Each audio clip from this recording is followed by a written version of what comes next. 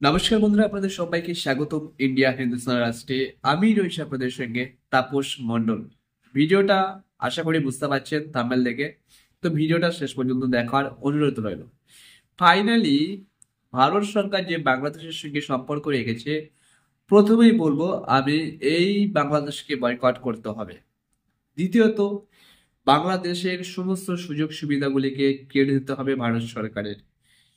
তৃতীয়ত, ভারত সরকার হয়তো বাংলাদেশকে প্রতিবেশী দেশ ভাবছে, কিন্তু সেই বাংলাদেশ ভারত সরকারকে শত্রু দেশ ভাবছে, অর্থাৎ আমাদের ভারতবর্ষকে।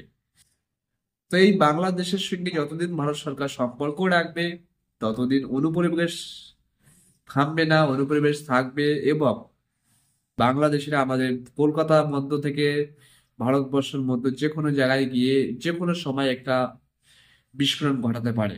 কারণ বাংলাদেশটা কিন্তু এখন আর বাংলাদেশ নেই, পাকিস্তান হয়ে গেছে। কারণ পাকিস্তানের রাজাকাররা কিন্তু এখন বাংলাদেশ চালাচ্ছে, এটা কিন্তু বুঝতে হবে। তাই অ্যাকচুয়ালি বাংলাদেশকে সাধারণ মানুষের উচিত বয়কট করা। কারণ যে বাংলাদেশ ভারত থেকে দিতে পারে, অর্থাৎ ভারতকে কিছু দিতে পারে না, সেই বাংলাদেশকে রাখা বা ভারতের বন্ধু হিসেবে গ্রহণ করা কোনো উচিত নয়। তাছাড়া রাখা যেত যদি ভারতকে সহযোগিতা করতো বা সাপোর্ট করতো, সেই ব্যাপারটা ছিল আলাদা। বাট সেটা না করে ভারতকে বিরোধিতা করছে, ভারত শত্রু দেশ বলছে বাংলাদেশ। সেই বাংলাদেশকে রেখে আমাদের ভারতের কোনো দরকার হবে না রাখার। সো আমি মনে করি বাংলাদেশকে বয়কট করা প্রয়োজন। আপনাদের মতামত থাকতে পারে, কমেন্টের উপর নির্ভর করবে। চ্যানেল নতুন হলে চ্যানেলটি সাবস্ক্রাইব করে পাশে থাকবেন। Thank you so much. সবাই ভালো থাকবেন, সুস্থ থাকবেন।